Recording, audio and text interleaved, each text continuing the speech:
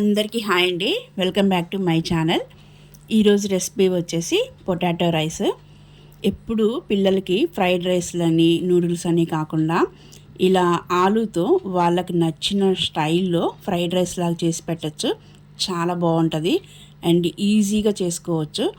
అలాగే పిల్లలు కూడా బాగా లైక్ చేస్తారు. ఈ ఆలూ రైస్ ఎలా చేయాలి, ఇంగ్రీడియంట్స్ ఏంటో చూద్దాం. ముందుగా పాన్ పెట్టుకొని 1 టేబుల్ స్పూన్ ఆయిల్ వేసుకోవాలి. నెక్స్ట్ 1 టేబుల్ స్పూన్ నెయ్యి వేసుకోవాలి. ఆయిల్ వేడెక్కిన తర్వాత సన్నగా చాప్ చేసిన అల్లం 1/2 టీ స్పూన్ వేసుకోవాలి. నెక్స్ట్ సన్నగా చాప్ చేసిన వెల్లుల్లి 1 టీ స్పూన్ వేసుకోవాలి. వీటిని ఒక 1/2 మినిట్ కలపాలి.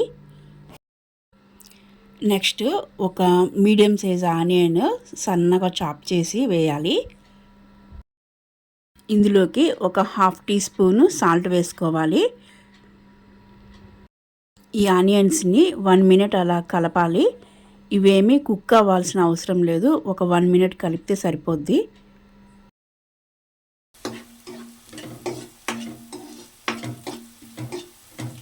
ఇప్పుడు 2 మీడియం సైజు పొటాటోస్ తీసుకొని పీల్ అప్ చేసి క్యూబ్స్ లాగా కట్ చేసుకొని వేసుకోవాలి. ఈ ఆలూని బ్రౌన్ కలర్ వచ్చేంత వరకు వేయించుకోవాలి. అప్పుడప్పుడు హైలో పెడుతూ వేయిస్తే మనకి ఆలూ అనేది క్రంచీగా వేగుతుంది. నెక్స్ట్ ఒక 80% ఇవి కుక్ అయితే సరిపోతుంది. ఫ్రైడ్ రైస్కి ఎప్పుడైనా ఫుల్గా బాయిల్ అవ్వకూడదు.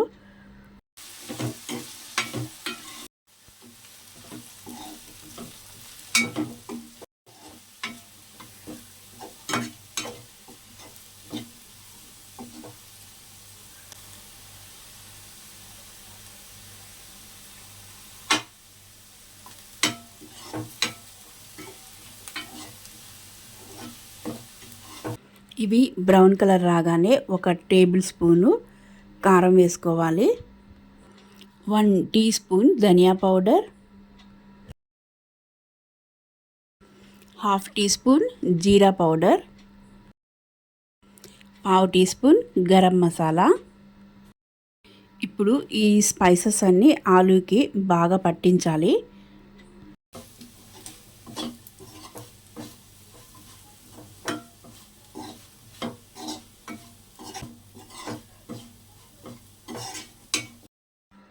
ఇప్పుడు ఒక 1 పించ్ పసుపు, 1 టీ స్పూన్ సాల్ట్ వేసుకోవాలి. వీటన్నింటిని బాగా కలపాలి. అప్పుడే వీటికి ఉన్న పచ్చివాసన పోయి మంచి అరోమా వస్తుంది. నెక్స్ట్ ఒక 2 మినిట్స్ కలిపితే సరిపోతుంది.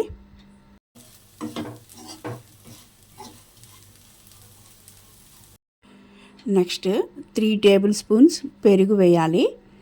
ఈ పెరుగుని బాగా కలిపి ఇందులో నుంచి వాటర్ వచ్చి అవి పోయేంత వరకు కలపాలి. ఈ వాటర్ కూడా జస్ట్ 2-3 మినిట్స్లో పోతాయండి. ఇప్పుడు రైస్ వేసుకోవాలి. ఇది 2 కప్పుల బియ్యంతో వండిన రైస్.